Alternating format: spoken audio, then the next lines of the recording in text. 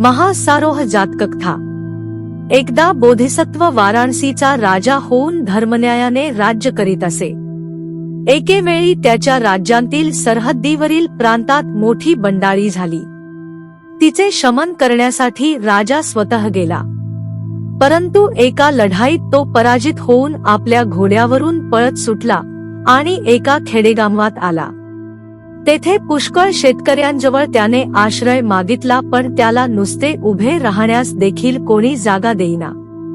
शेवटी एका शेतकऱ्याच्या घरी जाऊन तो मोठ्या दीनवाण्या स्वराने म्हणाला, मी आज 2-3 दिवस उपाशी आहे आणि माझा घोडा तर तहानेने आणि भुकेने व्याकुळ झाला आहे। मला आजच्या दिवसापुरता आश्रय द्याल तर मी आपला फार आभारी होईन। शेतकरी म्हणाला, आपण जर आमच्या विरुद्ध बंड करणाऱ्या इस्मांपैकी नसाल तर आमच्या घरी 2 दिवस खुशाल रहा। राजा म्हणाला, मी वाराणसी राजाचाच नोकर असून त्याच्याच सैन्याबरोबर येथवर आलो आहे। ते ऐकून शेतकऱ्याने त्याच्या घोड्याचा लगाम धरून त्यास खाली उतरण्यास सांगितले आणि घोडा बाजूला नेऊन एका झाडास बांधला। नंतर आपल्या बायकोकडून पाणी आणून या नवीन पाहुण्याचे पाय धुतले व आपल्या घरी असलेली भाजी भाकरी त्याला खाव्यास घालून एका बिछाण्यावर विश्रांती घेण्याची विनंती केली। एवढे झाल्यावर त्याच्या घोड्याचे सामान वगैरे काढून त्याला खरारा केला आणि दाणापाणी देऊन त्याच्या पुढ्यात चांगली ताजी वैरण टाकली। या रीतीने त्या शेतकऱ्याच्या घरी राजाचा 2-3 दिवस उत्तम पाहुणचार राखण्यात आला। शेतकऱ्याचा निरोप घेऊन जातेवेळी राजा म्हणाला, मी आमच्या महाराजाच्या मर्जीतला एक योद्धा आहे। मला थोरला घोडेस्वार असे म्हणतात।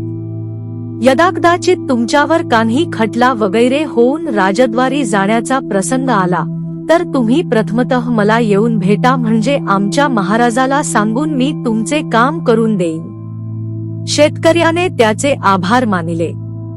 तेव्हा राजा तेथून निघून गेला आणि आपल्या सैन्याला जाऊन मिळाला। पुढे वाराणसीहून सैन्याची यथास्थित मदत येऊन पोहोचल्यावर राजाने बंडखोरांचा पराभव करून त्यांना वटणीस आणले आणि आपल्या सैन्यासह तो वाराणसीला गेला। तेथे त्याने नगरद्वारपाळांना बोलावून आणून असे सांगितले की, जर एखादा शेतकरी येऊन तुम्हाला थोरल्या घोडेस्वाराचे घर विचारील तर त्याला थेट माझ्या घरी घेऊन या। बरेच दिवस शेतकरी कोणत्या तरी निमित्ताने वाराणसीला येईल व थोरल्या घोडेस्वाराची चौकशी करील अशी राजास आशा वाटत होती। परंतु 1-2 वर्षे शेतकरी वाराणसीला मुळीच गेला नाही। काकी त्याचे कोणाशीही भांडण नसल्यामुळे सरकार दरबारात जाण्याचा त्यावर प्रसंग नसे आणि आपले शेताचे काम सोडून उगाच सैनीसाठी वाराणसीसारख्या दूरच्या शहरी जाणे त्याला मुळीच आवडत नसे। त्याला आपल्यापाशी आणण्याचा राजाने असा एक उपाय योजिला की त्याच्या गामवावर एकदम दुप्पट कर वाढविला तरी शेतकरी येईना। तेव्हा आणखीही कर वाढविण्यात आला।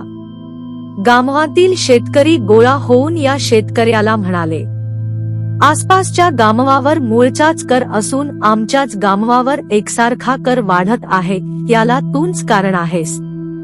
तो घोडेस्वार आला की नाही, तो राजाचा नोकर होता की शत्रू होता हे आम्हाला काय माहित, आणि त्याला जर आम्ही आमच्या गामवी आश्रय दिला नसता तर आज आमच्यावर हा प्रसंग ओढवला नसता। आता वाडवडिलांनी वसवलेला हा गाम सोडून मुलाबाळांना घेऊन दुसऱ्या कोठे तरी जाण्याची आमच्यावर पाळी येऊन राहिली आहे। त्यावर शेतकऱ्याने उत्तर दिले, गडे हो, त्याच्या चेहऱ्यावरून तो घोडेस्वार लुच्चा नव्हता असे मी खात्रीने सांगू शकतो। राजाची काही तरी गैरसमजूत होऊन हा घोटाळा उपस्थित झाला असावा। आता मी वाराणसीला जाऊन त्या घोडेस्वाराला भेटतो आणि आम्हा सर्वांची राजाच्या दरबारी दाद लागेल अशी खटपट करतो, पण त्याला काही भेट घेऊन जाणे इष्ट आहे। माझ्या घरी मी काही खाण्यापिण्याचे पदार्थ तयार करतो, परंतु गामवातून वर्गणी गोळा करून त्याच्यासाठी एक धोत्रजोडा आणि त्याच्या बायकोसाठी एक लुगडे घेऊन द्या, म्हणजे मी ताबडतोब वाराणसीला निघतो। गामवकऱ्यांनी दुसऱ्याच दिवशी एक गामोठी धोत्रजोडा आणि लुगडे त्याच्या स्वाधीन केले आणि तो त्याच दिवशी वाराणसीस जाण्यास निघाला।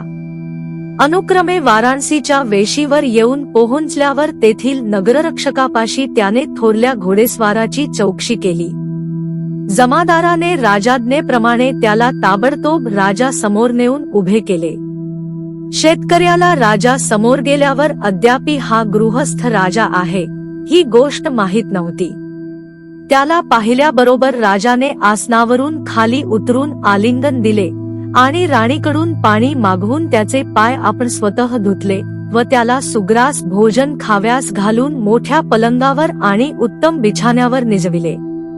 थोडी विश्रांती घेऊन उठल्यावर शेतकऱ्याने आपल्या पडशींतून खाऊ, धोत्रजोडा आणि लुगडे बाहेर काढले आणि तो राजाला म्हणाला, मित्रा, हा धोत्रजोडा तुझ्यासाठी आणला आहे, हे लुगडे तुझ्या बायकोसाठी आणि हा खाऊ तुझ्या मुलांसाठी आहे.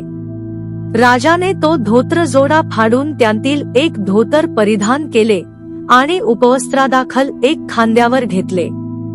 तसेच ते लुगडे आपल्या राणीला नेसाव्यास लावले आणि खाऊ थोडा आपण खाऊन देवाच्या प्रसादाप्रमाणे थोडा थोडा राजवाड्यातील सर्व लोकांना वाटून दिला.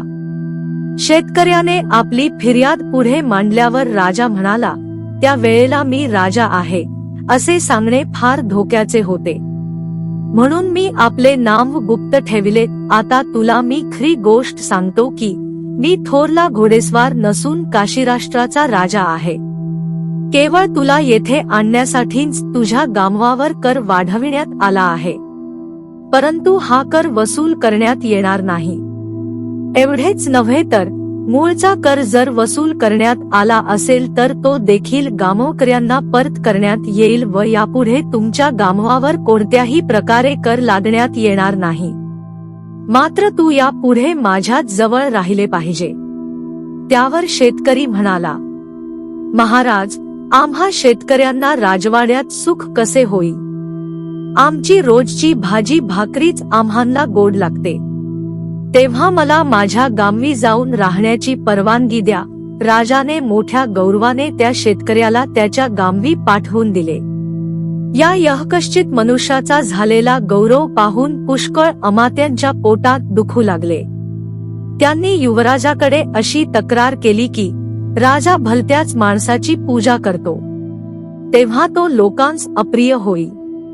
युवराजाने ही गोष्ट राजाजवळ काढली तेव्हा तो म्हणाला, बाबा रे, या माणसाने मला जीवदान दिले आहे, त्याच्यावर मी थोडा बहुत उपकार केला असता तुम्हा सर्वांना वाईट का वाटावे?